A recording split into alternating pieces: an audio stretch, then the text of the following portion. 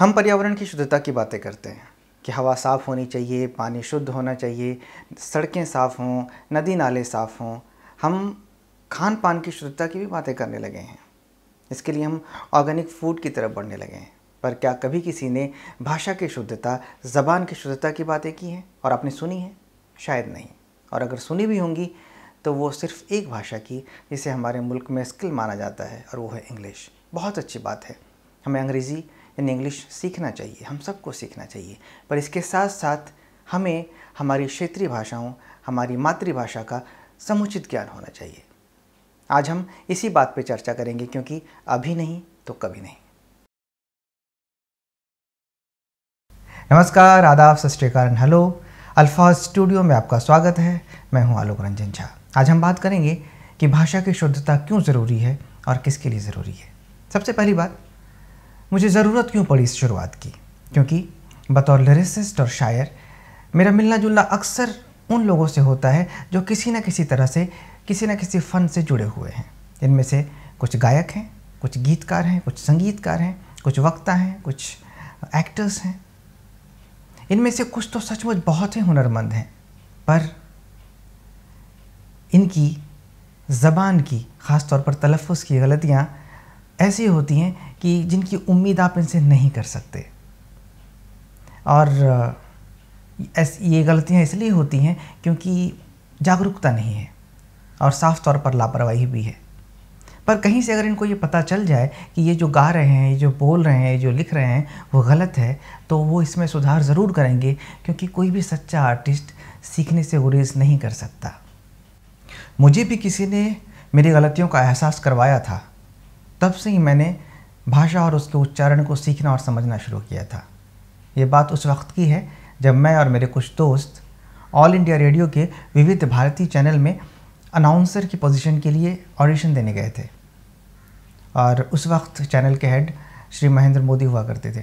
तो हमारे ऑडिशन के प्रोसेस में एक राउंड ऐसा भी था जिसमें हमें कुछ शब्दों को पढ़ना था। मेरी बारी आई, मैं पढ़ रहा था। अचानक एक शब्द पर जाकर एक बड़ी भारी और रेडियो की जानी पहचानी आवाज़ आई और उन्होंने कहा कि फिर से पढ़िए। और उन्होंने ये मुझे 4 से 5 बार उसको रिपीट करवाया। मुझे समझ में नहीं आया कि मेरी गलती क्या थी, पर चलिए वहाँ तो मैं ऑडिशन में पास हो गया। पर बाद में जब मैंने अपने गुरु और विविध भारती के डायरेक्टर महेंद्र मोदी जी से ये बात पूछी कि सर मेरी गलती क्या थी, तो उन्होंने कहा कि मैं यानी आप फूल को फूल बोल रहे थे। उस वक्त मुझे अपनी गलती का एहसास हुआ और उसी समय से मैंने हिंदी और उर्दू भाषा का सही उच्चारण सीखना शुरू किया। आप माने ना माने, आपको ये गलतियाँ छोटी लग सकती हैं, पर ये छोटी गलतियाँ उच्चारण की, तलफ़्फ़ुज़ की आपकी शख्सियत को छिछला बना देती हैं। अगर आप आर्टिस्ट हैं या आर्टिस्ट नहीं भी हैं, तो भी आपके लिए भाषा सही बोलना क्यों ज़रूरी है, उच्चारण यानी तलफ़्फ़ुज़ सही होना क्यों ज़रूरी है, आइए अब बात करते हैं उस पर।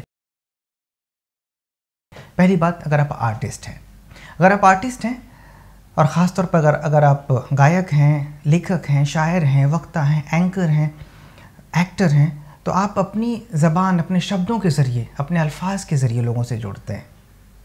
तो आप जिस भी भाषा का प्रयोग करते हैं, आपकी कोशिश ये रहनी चाहिए कि वो शुद्ध हो, ताकि आपका एक्सप्रेशन जो है वो सही हो पाए। अभी कुछ ही दिनों की बात है, मैं एक नया गाना सुन रहा था। अच्छी धुन थी, अच्छी आवाज़ थी, अरिजीत सिंह की आवाज़ थी और सब कुछ अच्छा चल रहा था। अचानक उन्होंने एक शब्द गाया, जज्बातों। यकीन मानिए पूरा मज़ा ख़राब हो गया, क्योंकि जज्बातों कोई शब्द है ही नहीं। जज्बा एक शब्द है जिसका प्लूरल यानी बहुवचन जज्बात होता है। अब बहुवचन का बहुवचन आप क्या बनाएंगे, पर जिस भी लेखक ने, जिस भी गीतकार ने लिखा हो, उन्होंने लिखा था और गायक ने गा भी दिया और ये पूरी दुनिया में ब्रॉडकास्ट हो रहा है। वैसे एक शब्द है लफ्ज़ का मतलब शब्द होता है, जिसका प्लूरल यानी बहुवचन होता है अल्फाज। आप कितने ही गानों में सुनेंगे अल्फाज हों, वो भी गलत है। वैसे ही एक शब्द है हाल। मैं कुछ मिसाल दे रहा हूँ बस कि हाल का प्लूरल होता है हालात। आपने कितने ही गानों में सुना होगा हालातों। ये सारे शब्द गलत हैं। हालातों कोई शब्द नहीं है। तो ये गलतियाँ छोटे मोटे लोग नहीं करते, ये गलतियाँ जो हैं बड़े बड़े जो स्थापित गायक, गीतकार, संगीतकार, वक्ता, ये सब करते हैं। और चूँकि उस लेवल पर, उस स्तर पर उनको कोई आईना दिखाने वाला है नहीं, और अगर कोई कहना भी चाहता है तो कह नहीं सकता, क्योंकि इनका गुरूर बहुत बड़ा है। और आज के इस वक्त में किसी को भी अदब, शायरी या फिर व्याकरण पर चर्चा करने का वक्त ही नहीं है। पर शुद्धता तो शुद्धता है। अगर हम इस फील्ड में हैं, इस कला से जुड़े हैं, तो हमारी कोशिश हमेशा रहनी चाहिए कि हम शुद्ध उच्चारण करें, शुद्ध शब्दों को बोलें, लिखें, पढ़ें और गाएं। आजकल एक बड़ी अच्छी बात हुई है कि नए गायक गायिकाओं में गज़लों के प्रति दिलचस्पी बढ़ी है। बहुत सारे नौजवान गायक जो हैं, गायक और गायिकाएँ गज़लें गाते हैं, बहुत अच्छी बात है। और जो लेजेंडरी सिंगर्स हैं, पुराने गज़ल सिंगर्स हैं, उनकी गज़लों को गाते हैं, उनकी गाई गज़लों को गाते हैं। सुर ताल में पक्के हैं, अंदाज़, अदायगी बहुत बढ़िया है। लेकिन गलती वही है, प्रॉब्लम वही है कि उनको शब्दों का ज्ञान नहीं है, उनको तलफ़्फ़ुज़ का, उनको व्याकरण का ज्ञान नहीं है। वो कॉपी तो कर लेते हैं, पर जिस शब्द को जैसे बोला जाना चाहिए वो नहीं बोल पाते, क्योंकि उन पर उन्होंने गौर किया ही नहीं, वो सुर ताल और अंदाज से आगे बढ़े ही नहीं। तो मेरा एक मशवरा है कि अगर आप इन नए गज़ल सिंगर्स को सुनते हैं तो उसके पहले उन गज़लों के मूल गायकों को सुने, जो लेजेंड्स हैं। आप मेहंदी हसन साहब को सुने, आप गुलाम अली साहब को सुने, आप जगजीत सिंह को सुने, आप अनूप जलोटा को सुने, आप चंदन दास को सुने, आप भूपिंदर सिंह को सुने, क्योंकि इनके तलफ़्फ़ुज़ में गलती नहीं होती है। और जहाँ तक गज़लों की बात है, तो गज़ल जो है वो शायरी का एक फॉर्मेट है। तो यहाँ पहले धुन नहीं बनती है, यहाँ पहले जो है कविता यानी कि शायरी लिखी जाती है, कहीं गज़ल कही जाती है, उसके बाद जो कंपोज़र्स हैं, जो गायक हैं, उसकी धुन बनाते हैं। इसके लिए शब्दों को समझना, सीखना बहुत ज़रूरी है। तो मेरा यही मशवरा है कि आप सीधे इन नए गायक गायकों को ना सुने, क्योंकि ऐसा सुनेंगे तो आपको भी गलती की आदत हो जाएगी, और एक बार अगर गलती आपके दिमाग में, आपके जहन में बैठ गई तो बहुत मुश्किल है। ये तो बात हो गई आर्टिस्ट की।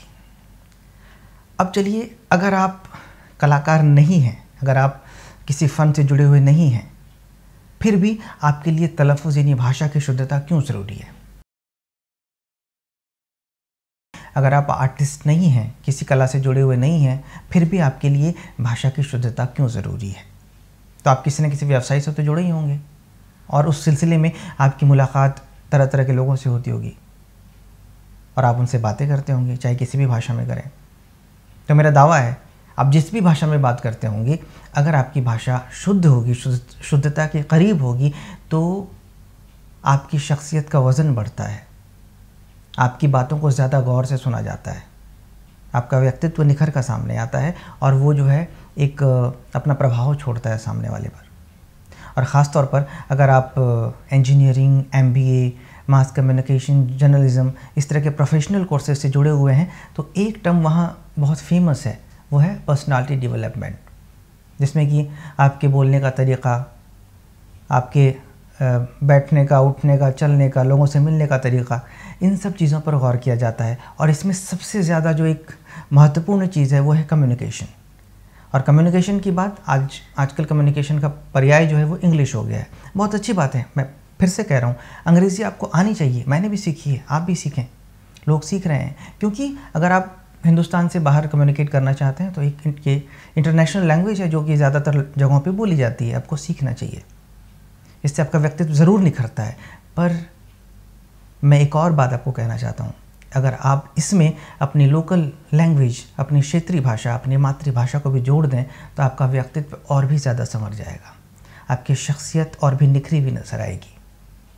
और भारतेंदु हरिश्चंद्र ने बड़ा अच्छा कहा है कि निज भाषा उन्नति है, सब उन्नति को मूल। किसी भी भाषा का विकास दूसरी भाषा को दबाता नहीं है। आप अगर एक भाषा को मोहब्बत करते हैं तो इससे आपकी सीखने का जज्बा बढ़ता है, आप अट्रैक्ट होंगे दूसरी भाषा की तरफ भी।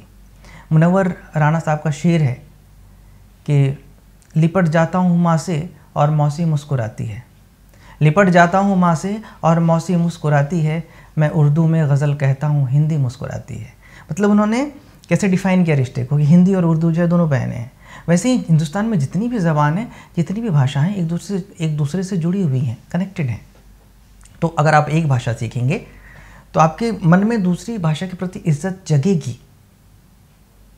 और कोई भी भाषा, किसी भी क्षेत्र की भाषा अगर आप सीखते हैं तो वो आपको उसकी संस्कृति, उसके तमद्दुन के करीब लेके जाती है। एक छोटा सा एग्जांपल है ना कि मैं जहाँ का रहने वाला हूँ, अगर मैं देखता हूँ कि मेरी क्षेत्रीय भाषा कोई बोल रहा है तो मुझे ऑटोमेटिकली एक अट्रैक्शन उनकी तरफ हो जाता है। मैं उनसे मिलना चाहता हूँ, बातें करना चाहता हूँ। अगर सोचिए अगर मैं बहुत सारी भाषाएं या आप बहुत सारी भाषाएं सीख लें, जहाँ तक सीख पाएँ, तो ये पूरी दुनिया ही एक परिवार बन जाएगी। आप सबके करीब आते जाएंगे। आप सीखें जितना भी सीख सकते हैं। आजकल तो विदेशी भाषाओं को सीखने के कोर्सेज़ हैं, स्कूलों के पाठ्यक्रम में पढ़ाए जाते हैं, बिल्कुल सीखना चाहिए। विदेशी भाषाएं आपके व्यक्तित्व में ऐड ऑन कर सकती हैं, कुछ जोड़ सकती हैं, आप उसको बढ़ा सकती हैं, बड़ा कर सकती हैं, पर आपके संस्कार आपकी अपनी भाषा से आते हैं। इसके लिए अपनी भाषा का उत्थान बहुत ज़रूरी है। और कितनी अच्छी बात है ना कि हमारा देश दुनिया में क्यों अलग है, क्योंकि इसमें न जाने कितनी ही बोलियाँ हैं, कितनी ही भाषाएं हैं, और यही विविधता जो है इसको दुनिया से अलग करती है, इसको महान बनाती है। तो आइए ना इसी विविधता को, इसी अच्छाई को और भी ऊपर लेके जाते हैं, क्योंकि अगर हम अपनी भाषा पे काम करें, जो कि हमारी संस्कृति है, जो कि हमें पुरखों से मिली है, जो कि हज़ारों सालों की परंपरा है, अगर हम इस पे काम करें, इसको और समृद्ध बनाएं, तो ये जो अनेकता में एकता वाली बात है ना, इसको और भी खूबसूरत कर पाएंगे। इसके लिए भी भाषा पर काम करना बहुत ज़रूरी है। आप कोई आर्टिस्ट भी नहीं है और आप किसी व्यवसाय से भी नहीं जुड़े हुए हैं, यानी कि आप होम मेकर हैं, आप घर संभालते हैं, आप बच्चों को देखते हैं, तो आपके लिए क्या ज़रूरी है सही बोलना? भाषा का उच्चारण क्यों सही होना चाहिए आपके लिए? तो सीधी सी बात है, बड़े लोगों ने फरमाया है कि बच्चों की जो पहली पाठशाला होती है वो घर से शुरू होती है, अपनी माँ से शुरू होती है। वो अपने अंदर वही समाहित करता है जो कि बचपन से सीखता है। और हम जो ये चर्चा कर रहे हैं इस वक्त कि हमें उच्चारण शुद्ध करना चाहिए, तलफ़्फ़ुज़ सही होना चाहिए, अगर ये बातें बचपन में ही एक बच्चे को सिखा दी जाएँ तो वो सजग रहेगा, वो गलतियाँ नहीं करेगा और इस मकाम पर आकर और चीज़ों पर ध्यान देगा, तलफ़्फ़ुज़ और भाषा की जगह, क्योंकि वो उसके अंदर इनबिल्ट समाहित हो जाएगा। और आजकल तो जो बड़े बड़े स्कूल्स हैं, जो इंस्टीट्यूशंस हैं, वहाँ से इंस्ट्रक्शन आता है, निर्देश आता है लोगों को, पेरेंट्स को ख़ास तौर पर, कि आप अपने बच्चों से घर में ही अच्छी अंग्रेज़ी में बात करें, ताकि स्कूल में आने के बाद उनको कम्युनिकेशन में प्रॉब्लम ना हो, दिक्कत ना हो।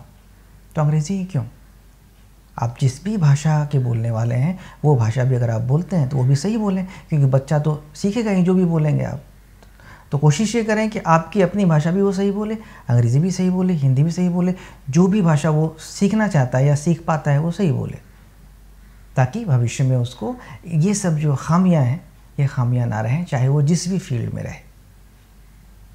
चलिए एक और बात मैं आपको बताना चाहता हूँ कि आप एक आम आदमी हैं, आप अपनी एक ज़िंदगी जी रहे हैं, आप खा पी रहे हैं, आप कमा रहे हैं, आप क्यों ध्यान देंगे इस पे कि ज़बान शुद्ध हो, भाषा शुद्ध हो, है कि नहीं? तो आपने देखा होगा आजकल कुछ वीडियोज़ ऐसे वायरल हो जाते हैं कि एक जो है स्टेशन पे खड़ी हो के गरीब औरत अच्छी आवाज़ में गाना गा रही है, फिर लोग उसको सर आँखों पे बिठा लेते हैं और रातों रात जो है कि दुनिया की नज़र में आ जाती है। एक भिखारी जो भीख मांगता है वो अच्छी अंग्रेज़ी बोल रहा है, तो लोगों ने उसको सर आँखों पे बिठा लिया, तो दुनिया के सामने आ गया। यानी वो भीड़ में होकर भी भीड़ से अलग है। तो आप भीड़ में शामिल क्यों होना चाहते हैं? अगर पूरी दुनिया गलत बोलती है तो आप क्यों गलत बोलें? आप सही बोलिए, क्या जाता है। हिंदी और उर्दू की जहाँ तक बात है तो अल्फाज स्टूडियो आपकी खिदमत में हमेशा हाजिर है। हम हर उस मौजू पे बात करेंगे, हर उस टॉपिक पे बात करेंगे जो हमारी ज़बान को और भी खूबसूरत और भी साफ़ बनाता जाएगा। पर इसके लिए आपको हमारी इस मंशा को अपने हम ख्यालों, अपने दोस्तों तक पहुँचाना पड़ेगा। आप अल्फाज स्टूडियो को सब्सक्राइब ज़रूर करें, इसके वीडियोज़ को लोगों तक पहुँचाएँ, कमेंट्स करें, लाइक करें, और वो जो बेल का बटन है, जो घंटी का निशान है, उसको ज़रूर दबा दें, जिससे कि हमारे अपडेट्स आप तक पहुंच पाएँ। अभी के लिए मुझे दीजिए इजाज़त, अगले एपिसोड में जल्दी मिलेंगे, तब तक के लिए शुक्रिया, थैंक यू सो मच।